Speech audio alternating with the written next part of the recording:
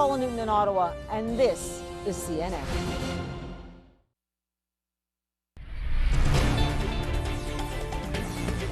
Hello, everyone, and welcome to Amanpour. Here's what's coming up. This is a very fierce battle, very difficult, probably one of the most difficult throughout this war. As Ukraine makes its stand against Russia's invasion, Montenegro in the Balkans, a NATO member, treads a delicate balance between Russia and the West. I speak with the newly elected Prime Minister, Dritan Abazovic. Then, it's cruel and it's inhumane that people are dying in the desert, trying to cross the desert, making these dangerous journeys, drowning in the Mediterranean. a first look inside Britain offshoring refugees to Rwanda. Correspondent Larry Madowo reports from Kigali. And Yeah, but you never get scared. I know, that's why I'm the fun. from Happy Days to Barry, Henry Winkler joins me. He's been at the heart of American comedy for almost 50 years. Also, Members of Congress have to connect the mob violence on January 6th to these broader attacks on the democratic process. will public hearings provide a definitive record of the January 6th insurrection or just deepen the partisan divide? Hari Srinivasan speaks to media historian Nicole Hemmer.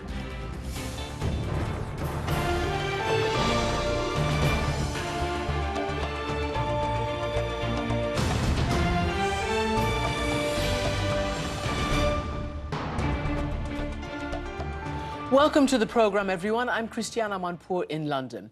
In eastern Ukraine, the intense fighting in Severodonetsk continues.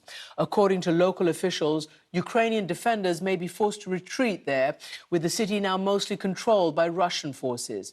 In his nightly address, the Ukrainian President Volodymyr Zelensky has said that the fate of the whole Donbas region will be decided there. We defend our positions, inflict significant losses on the enemy. This is a very fierce battle, very difficult, probably one of the most difficult throughout this war.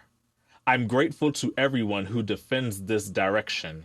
In many ways, the fate of our Donbass is decided there.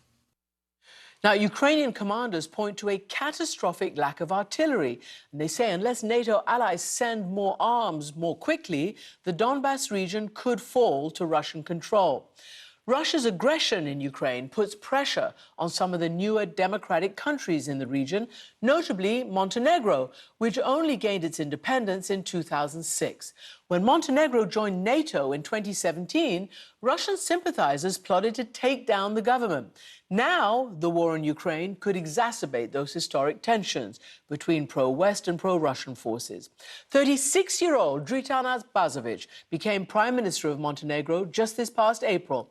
As an ethnic Albanian and a Green Party politician, a break from decades of past leadership. And he's joining me now from the capital, Podgorica. Prime Minister Abazovic, welcome to the program. Hello, Christian.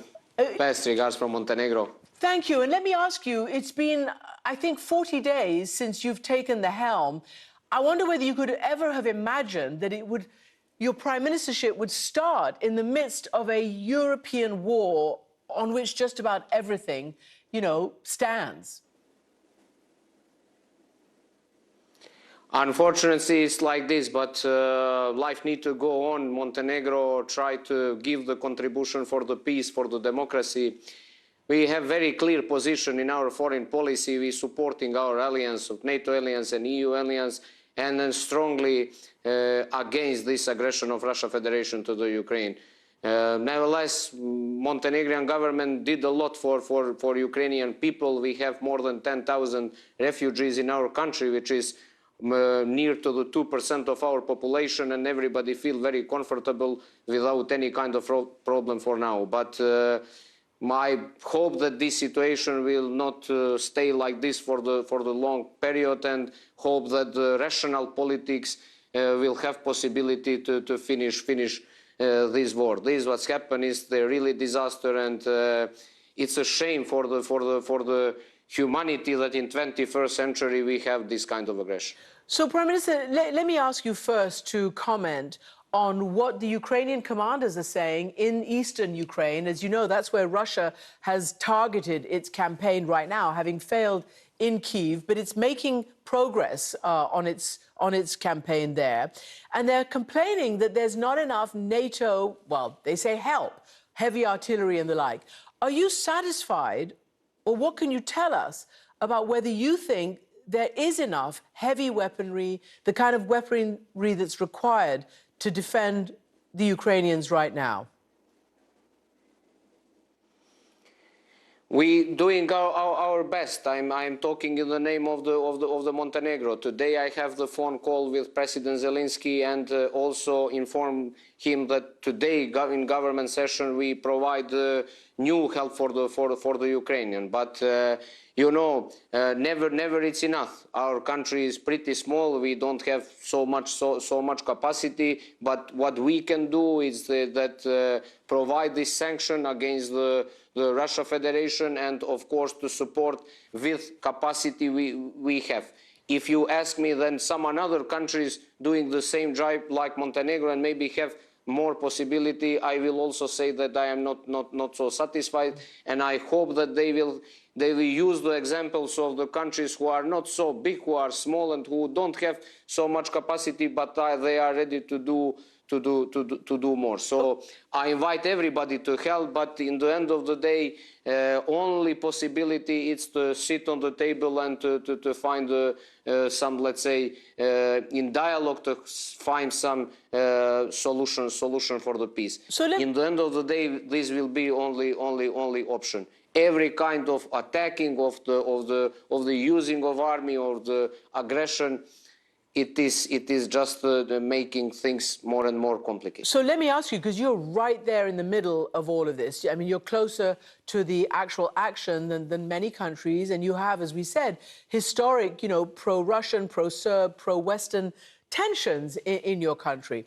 You can see that there seems to be a emerging, I don't know, difference amongst the allies in terms of how they think the war should end. How do you think, you've just said it has to be around a table, but should concessions be made to Russia? Should there be a certain military, I don't know, victory by Ukraine? How do you see getting to a negotiating table? From my point of view, situation it's like this. In Ukraine, it's not only fight between Russian aggression or against Russia aggression for the people of Ukraine. It's the fighting of values. This is the battle for freedom, for the possibility for the people to have the possibility to choose their way of life, to make the decision for our own country. And we in Western Balkan understand that very well, because also in this region you have lot of negative influence of Russia in the previous period, and also 2 decades ago or 3 decades ago we have this kind of situation with the war activities. So our solidarity with the Ukrainian people, it's really big, because we really feel how they feel in this moment. Mm-hmm. But like in every situation in history, in the end of the day, somebody needs to sit on the table and to find a solution. We don't want to believe that this war will be war until the end of ends, because in that sense that will not be the winner. That will not be the winner. Yep. So I think that if it's any possibility to start the negotiation for peace, we are promoting that. How is that possible? I am not sure, and Montenegro probably is not the address which can give the recommendation to somebody how need to develop the politics and negotiation. But definitely we need both sides on the table, and we need more strong pressure for the western part of the world. Montenegro will give the contribution for that. So you may not be there to, as you said, Montenegro can't, prescribe how this is going to end, but you do have a very important experience as a country. You've just said this is about a battle for values, for democracy, and for freedom. And we mentioned in our introduction to you that when your country, after getting its independence and joining NATO, around that time, pro-Russian forces attempted a coup. They try to stop it. That's what's happened in Ukraine as well. Give us Montenegro's experience with having to overcome that kind of danger. We have from my point of view, we have very smart foreign policy in the previous period. So all this what you said was true. We still have the forces which are pro-Russian inside of the countries, but they are not so strong like in previous periods. So it needs to be some kind of communication with the people. It needs to explain what they are really needs of the people.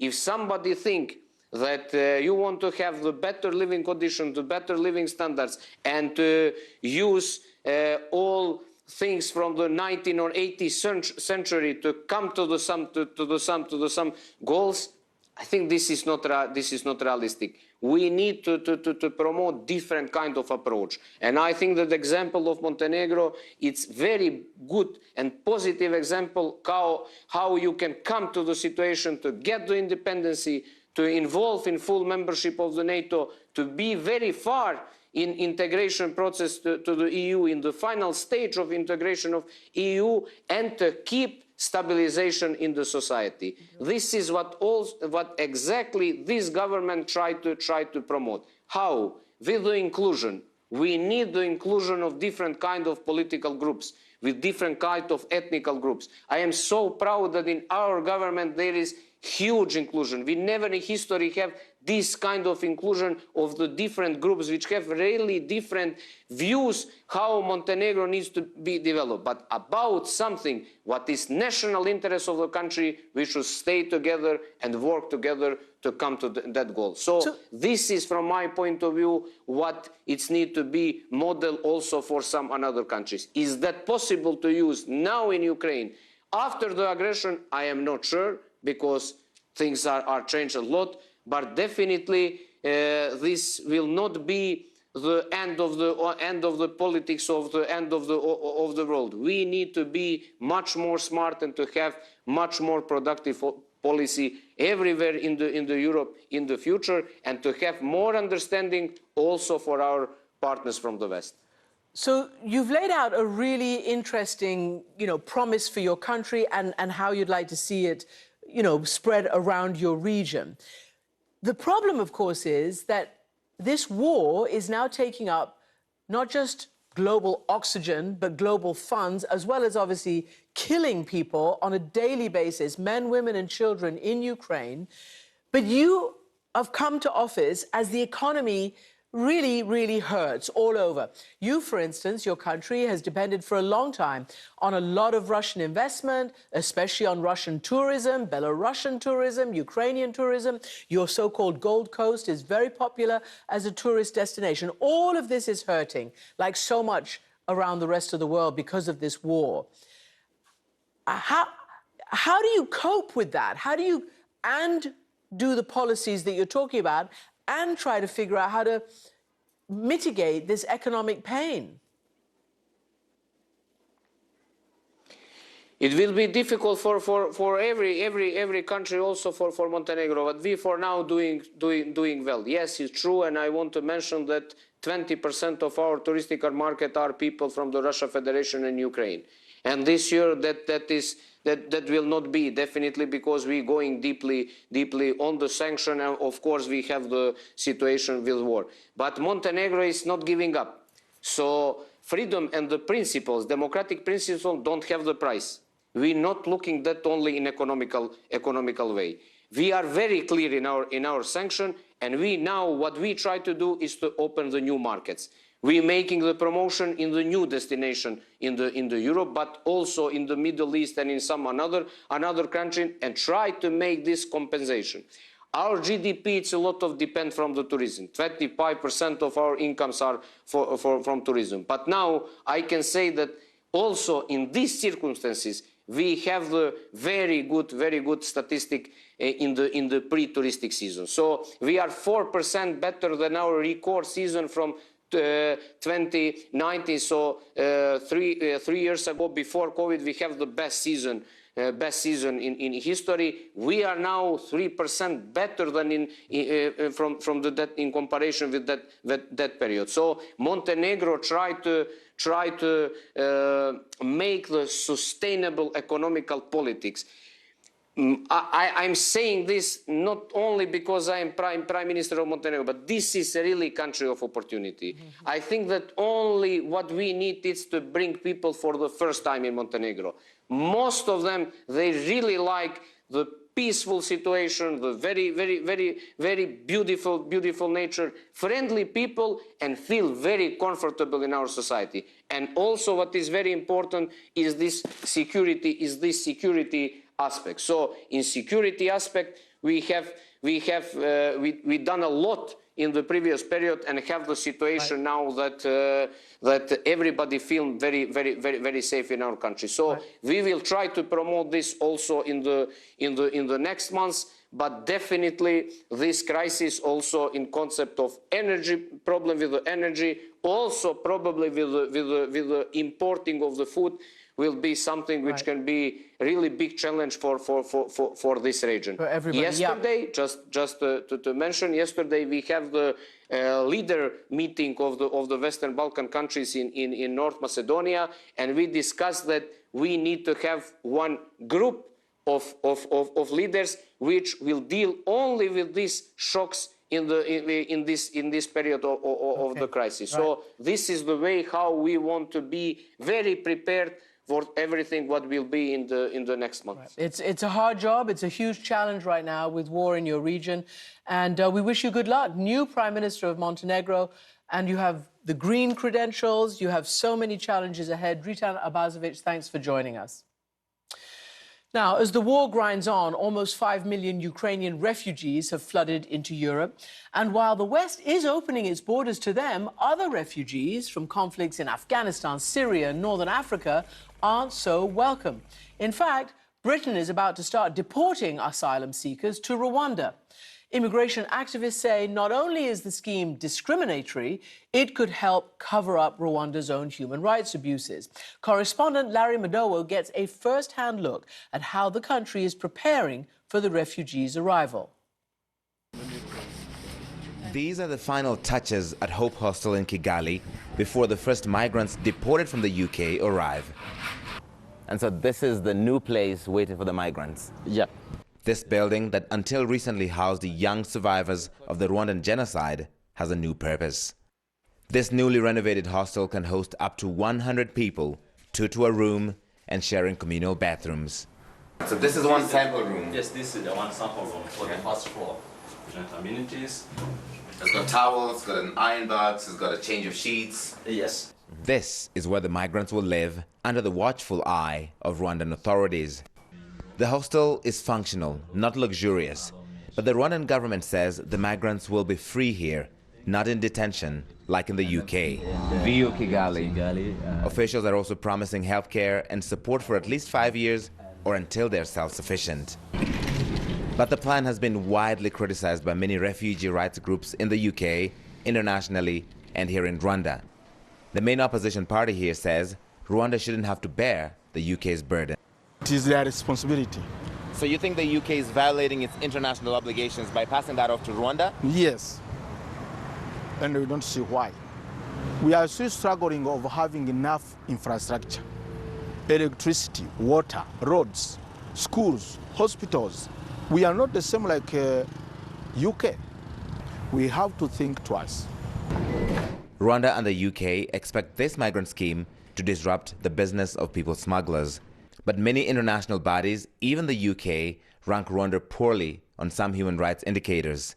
Critics also say accepting migrants rich countries don't want is cruel and inhumane.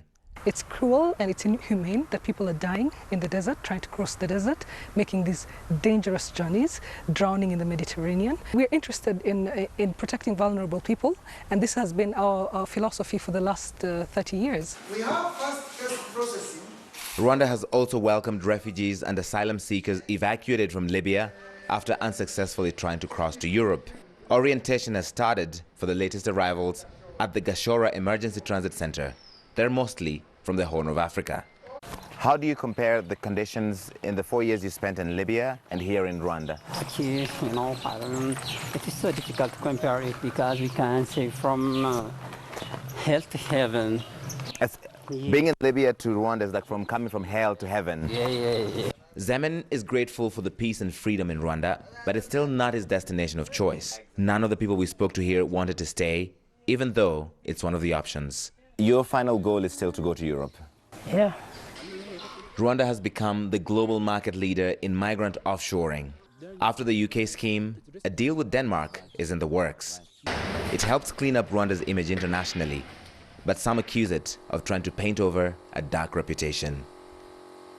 Larry Madowo reporting from Kigali. And now we turn to happier days. In fact, Happy Days, the beloved American sitcom and its breakout star Henry Winkler as the Fonz. Now, almost 50 years later, after becoming a cultural icon, Winkler is still winning awards for his inimitable work, most recently in the pitch-dark HBO comedy Barry. Here's a clip. Excuse me, little girl. I really need your help. Oh my God, are you okay? I'm being chased by a man who killed my girlfriend. Oh my God. Yeah, now he's trying to make up for it by getting me a job on a TV show. Right. I don't have my phone. Could you please call me an internet taxi? Is that your dog? Oh no, that's just one of the 30 that mauled me.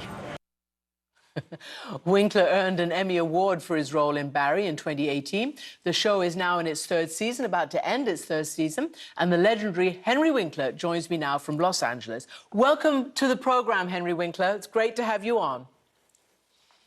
I thank you for inviting me, and welcome to my home. Thank you, and it's a nice window into that home. So let me ask you then, because, you know, the Fonz, the Greaser, the incredible 10-year journey that we all took with you back then, what did it mean for you internationally? What did it mean for you in your life as an actor? I went from a dreamer of being a professional, of hoping that I could make my living being a professional actor, to getting 55,000 letters a week that I had delivered to my apartment in West Hollywood because it was so scary to walk out of my house. So what happened afterwards, after the seasons ended, after that huge long run ended? Did you feel that you were typecast? Did you feel that it pushed you into a corner for a while? It was way beyond feeling. It was the reality. Everybody said, my gosh, he is so funny. He's such a good actor. Really nice guy. But he was the Fonz. You know, when I did Scream, they wouldn't put my name on the movie or on the poster because the Fonz would knock the horror off balance. And then they showed a test screening in order to get people's reaction before they actually put it out into the public. And I got applause when I walked on the screen. They said, oh, would you do press for the movie? Oh, wow. So do press, but don't put your name. And after a while, you got, you know, things picked up in the 20s. You talked about you were in Arrested Development, Parks and Recreation, films with Adam Sandler. Did you know when you first went into this, I hope you can hear me.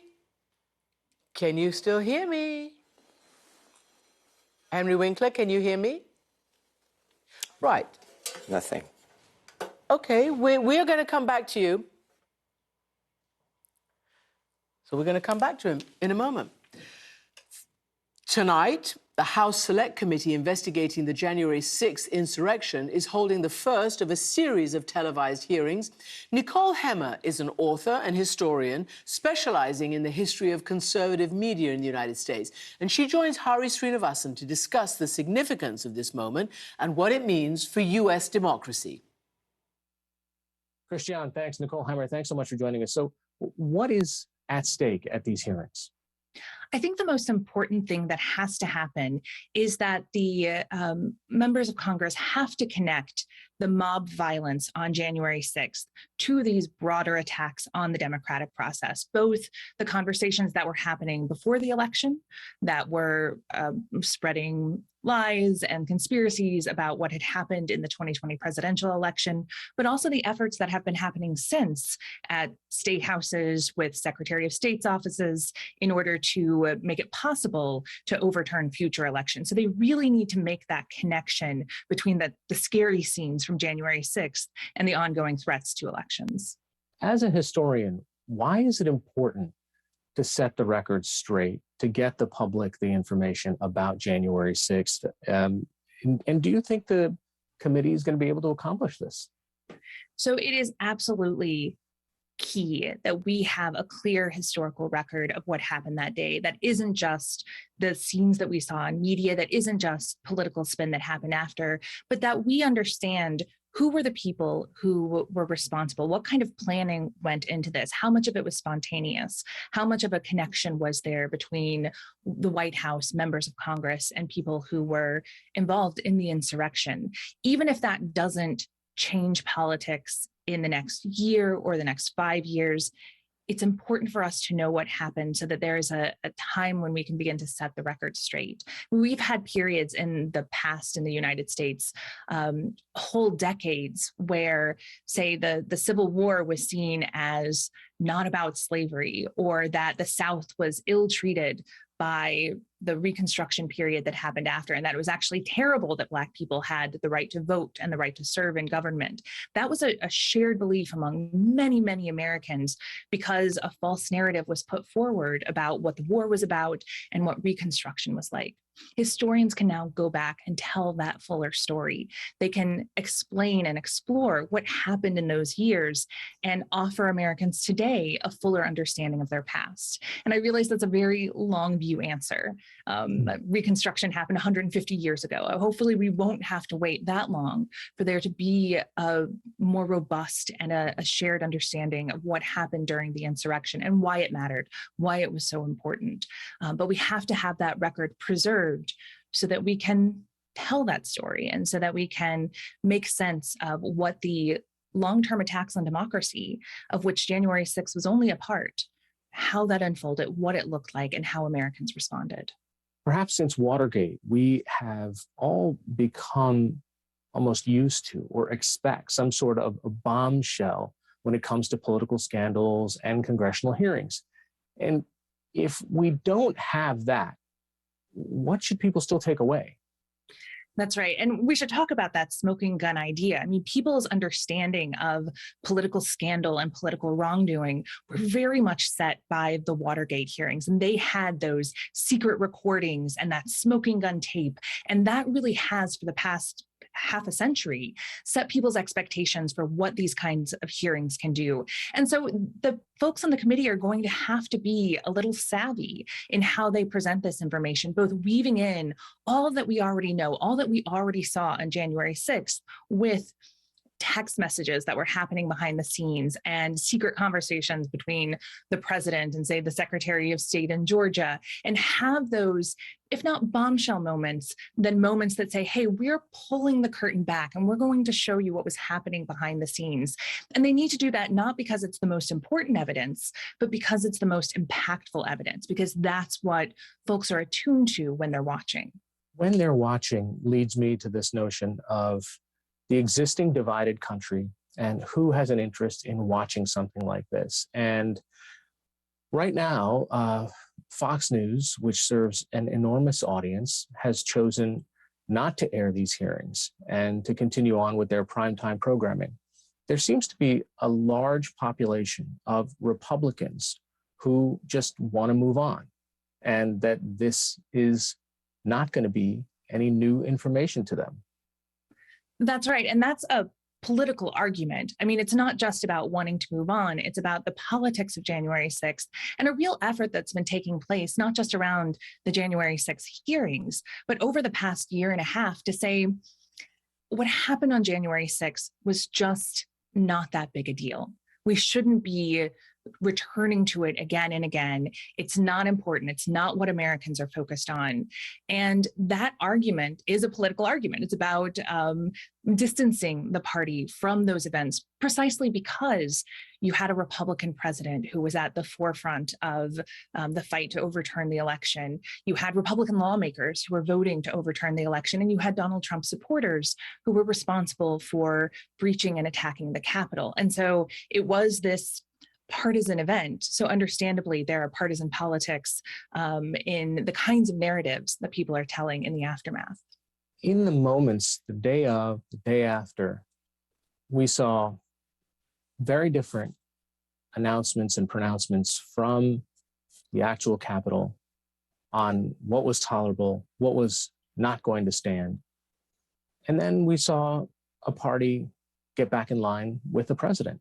We did. And it is telling about how dramatic and how frightening January 6th actually was, and what a big deal it was, that in the midst of the attack on the Capitol, there were people, regardless of what their political affiliations were, whatever their allegiances to President Donald Trump at the time were, they were terrified. They were scared for their lives. And they understood that something historic and historically awful was happening. And that gets overwritten by a set of political concerns. It gets overwritten not only in defense of President Trump, but an understanding that there was a significant portion of the Republican base, of the Trump base, that supported what happened on January 6th and did not want it to be treated as the political crime that it was and the political violence that it was. And you see that as soon as that evening, when you still have 147 Republican legislators voting to overturn the election. So that immediate fear, that immediate sense of threat gets overwritten by politics pretty quickly. You know, what was disturbing this recently was the Department of Homeland Security issued another warning, and I want to quote a little bit from it.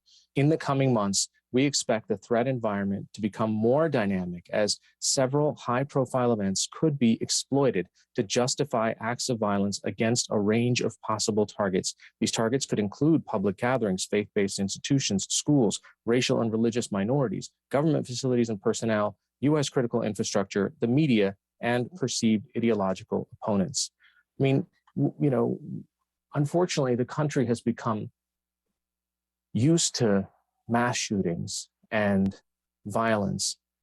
And in this climate, while we have these hearings going on, we also have a person who turned himself in outside of Justice Kavanaugh's house, who said that he wanted to kill him and that he was armed to do so. The ripple effects of January 6th, I think it seems that they play into a larger direction towards violence that the country is heading in. That's absolutely right, that these spectacles of mass violence, which didn't begin on January 6th. January 6th was in some ways as much inspired by what happened in Charlottesville in 2017, that we have had these spectacles of mass violence at the core of US politics, particularly in the last 20 years since the Oklahoma City bombing, that these spectacles of mass violence beget other acts of mass violence. And they beget them especially when they are greeted with some level of political indifference. If there aren't any consequences for this kind of violence, if there is a political embrace of acts of mass violence, then it's going to happen more frequently. Of course, it is also abetted by weapons of war that saturate US society. So there are a lot of reasons why we're seeing more and more of this, but it's not just that, right? Because January 6th was not people carrying AR-15s.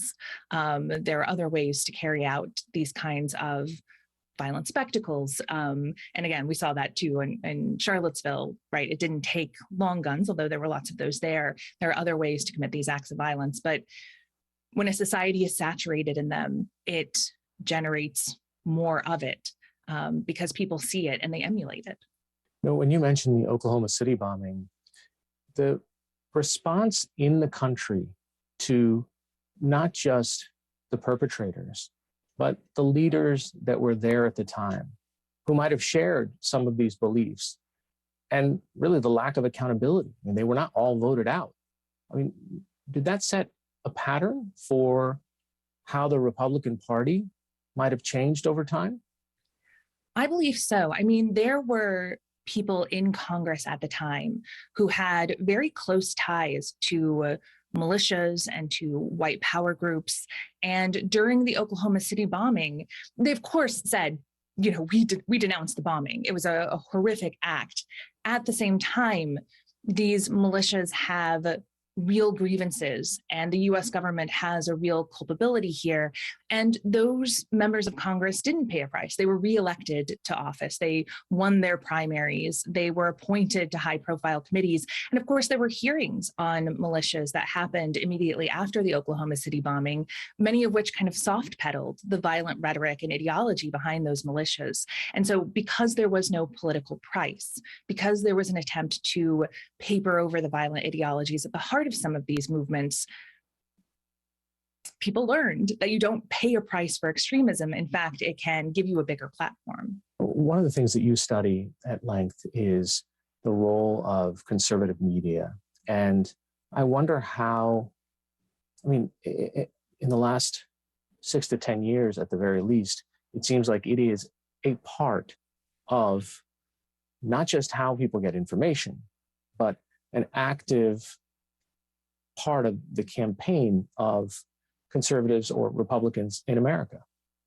That's right. And that's been the case for a very long time, that conservative media have increasingly become part of the communications arm of the Republican Party, not just communicating what party elites want you to know, but serving as a mediator between the party's base and politicians and office holders.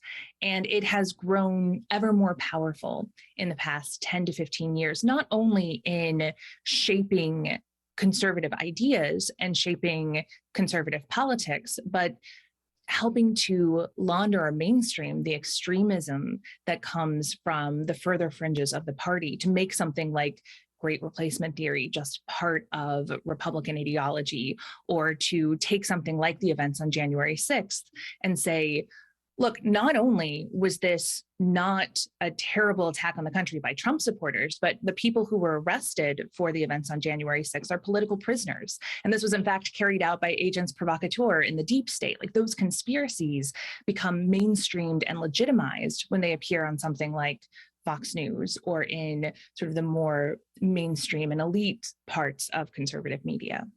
Explain how that kind of laundering happens. I mean, how does something get from a small corner of the internet and a conspiracy theory out to millions of people on primetime television? So it happens in different ways. So sometimes you'll have a conspiracy theory that catches on social media, something like Facebook or Twitter. And of course, you have people who are creating these shows like Tucker Carlson's show, who are paying attention to what's trending on social media. And so it can kind of get in that way. But also we have a much more direct version of that with the Tucker Carlson show, because he had a writer, Blake Neff, who spent a lot of time on far-right sites posting anti-Semitic and white nationalist content and bragging about getting that content on air. So he was the head writer for Tucker Carlson's show and was able to get those ideas in more coded and mainstreamed ways onto Carlson's show. So that's another way that it filters in. If you have true believers in these fringe ideas who are helping to create this media content, then you get this cleaned up version of it on primetime television. You know, it used to be that we had media played a crucial role in helping us see maybe a shared reality, that people who were old enough to have watched the moon landing, it was a universal moment that we could all agree that this was a fact. And of course, you look at YouTube now, there are conspiracies that say that moon landing didn't happen. But at the time, that we had a trust and a faith in the institution that they were bringing us reality at the same time, at the same place. And now what you're describing is a way for parallel realities to coexist. That's right. And that's kind of where we are. And the January 6th hearings are an excellent example of what that information gap or that reality gap looks like, where two people are talking about the same events and they have no shared understanding of those events. Now, you talk about something like the moon landing and that shared media culture. That is certainly the case. Not everyone was able to participate in that shared culture. Not everyone was represented in it. But also, it is that same media, those same television networks that were telling people that the Vietnam War was going great. And there's a reason people lost faith in institutions. And it wasn't just that there was an outside attack on those institutions. Those institutions lost credibility because they weren't being credible. And so there is a responsibility across the culture, from journalists, from politicians, from ordinary people, to rebuild those institutions and rebuild trust and faith in those institutions. Right now, there are a lot of political reasons why that's not happening. And until those political incentives change, we are going to continue to have this fractured and bifurcated culture. So how do we prevent another January 6th from happening if we can't agree on what happened January 6th and why it happened? I don't think that you can. I don't want to be a pessimist on this, but even something as straightforward as security protocols at the Capitol are something that we weren't able to agree on almost immediately after January 6th happened. There were protests over metal detectors on the floor of Congress. There were debates and fights over funding Capitol Police or bringing more Capitol Police to the Capitol to defend it. And so if you can't even agree on those security concerns, I think it is very difficult to create a robust set of rules or shared ideas or any sort of policy mechanism that would prevent another January 6th from happening. It doesn't seem to me that we are less likely to have another January 6th a year and a half out from it, based on everything that's happened in politics since. Nicole Hemmer, thanks so much for joining us. Thank you so much for having me. So we did have some technical difficulties earlier, but now let's continue our conversation with Emmy winner Henry Winkler, who's starring in the hit HBO series Barry. And we go back to LA now. So Henry Winkler, let me just ask you, because it didn't fall again. Okay, there it is. Is it in your ear now? It did, but here it is. Okay. I'm right here. I'm holding it. But I just want to say, as a citizen of this country and then as a professional, that here's a big problem with all of the stories that I've heard so far, that profit has overtaken the individuals of the great population of America. Thank you, and back to Barry. Right, back to Barry. Let me ask you, because it's almost a bit like a comedy gag that we're doing between us and your earpiece. But look, many of your acting roles have been comedic. And I just wonder whether that was intentional, or did you expect it to be that when you first started? Well, I have always been stronger in comedy. I was also not the complete actor that I'm becoming now in my my golden years. But, you know, comedy is just the other side of drama. Mm-hmm. So when you have the great words that Alec Berg and Bill Hader write you, and then you have the great direction that Bill Hader and Alec Berg give you, you are able to journey to places you had not imagined. So, which brings us obviously to what you're talking about, which is Barry, which is also a comedy, but with incredibly dark it's a dark comedy. And we want to play a clip so that our viewers can see. But just to say, we're in season 3. The finale is on Sunday, as we said. So in general, it's about a hitman who moves to LA for a hit, but then he decides he wants to have a new life and he wants to actually be an actor. You play the acting teacher, Gene Cousineau, and you're struggling with your own career. So we're going to watch a clip of you teaching a masterclass. Here we go. No, don't laugh. Keep it going, kids. Now, how do you feel? Like a ghost. Wrong. How do you feel? Embarrassed? She's right. Okay, now, do the scene. Doctor, the generators are down. If we don't get electricity back in the park, the dinosaurs will escape. Let's split up. Stop. What, you see the difference? Huh? It is all in the body. It's much more real. Now I believe she's got the code. He's going to ride the dinosaur. It's all going to be fine. You've got to embrace your embarrassment. I want a lollipop. I want it to be purple. Do I look like a fool? Not my problem. So we really get a good picture there. And I want to know, you know, your character is harsh, a bit like a drill sergeant, but also caring. What was it at this stage in your career that attracted you to this particular role? They said Bill Hader. I've watched Bill Hader all these years on Saturday Night Live. They said HBO. I never worked for HBO. They said it's a short list. I said, is Dustin Hoffman on that short list? Because if he is, I'm not going in. And they said no. I said, oh, I have a chance. And then it was the writing. From the day one until the end of the third season this Sunday, the writing is impeccable. And just tell us all, I mean, maybe I should know this, but is there going to be another season? Yes, we just got picked up for the 4th season. We start that right after my trip to Idaho, where I will fish for trout. And in August 5, I think we start. Do you know what? I was going to leave the fishing to the very end, but I'm going to ask you, because you previously wrote a book called Never Met an Idiot on the River, about the things you've learned whilst fly fishing. What have you learned? What has it meant to you? Because we're going to get to... I mean, look, I'm going to say, you had a pretty troubled and dark childhood. So I want to know what the fishing has meant to you, what you've learned on the river. You learn patience. You learn to appreciate beauty. You learn to appreciate the very being on this planet. You learn that it is like a washing machine for your brain. You can be worried about so many things. When you are on that river, there is no time for anything but you and that trout, if you're lucky enough for it to take your fly.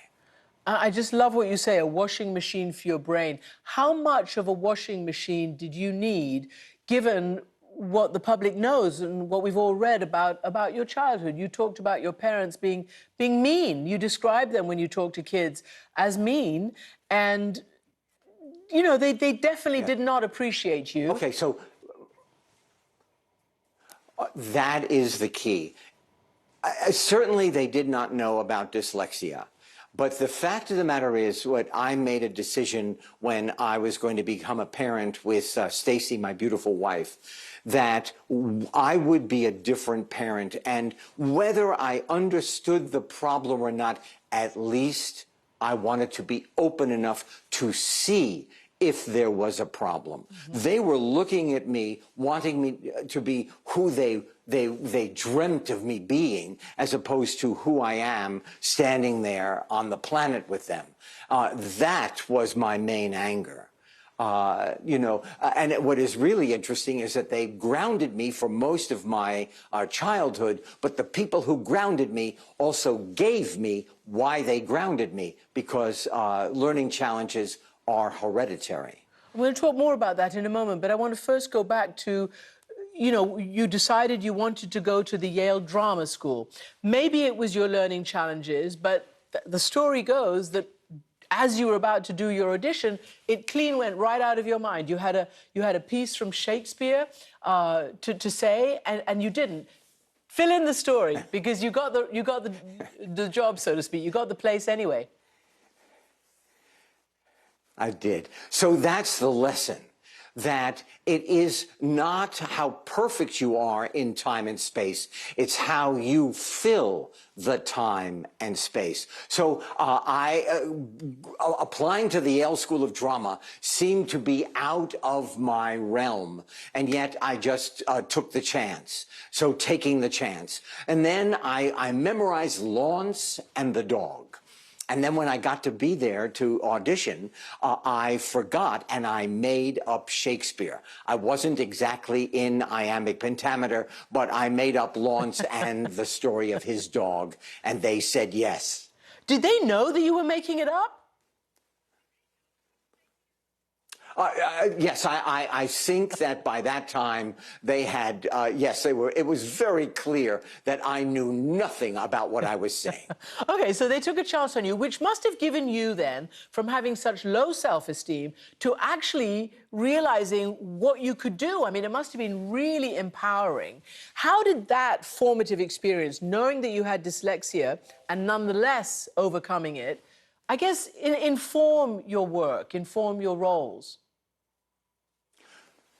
Do you know, that's an interesting question, because self-esteem is the beginning and the end of your journey, I think. And then our job as parents, as brothers, sisters, uncles, aunts, is to make sure if you see a child who is having trouble remembering who they are and that it's enough to be on this earth, it is our job to keep them buoyed. And I also think that the struggle, this is, of course, looking back, because the struggle was not fun, but the struggle of getting through things with dyslexia that stopped me or tried to stop me gave me the strength to just pursuing.